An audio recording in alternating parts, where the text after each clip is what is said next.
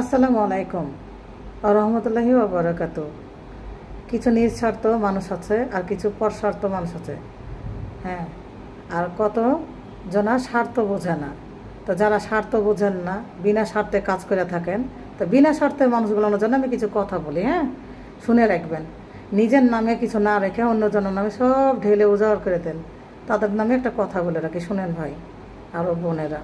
যাদের বড় একটা মন আছে, সব কিছু দিয়ে দিয়েন না, দিয়ে লাস্টে নিজের মাথায় নিজে বাড়ি দিয়েন না।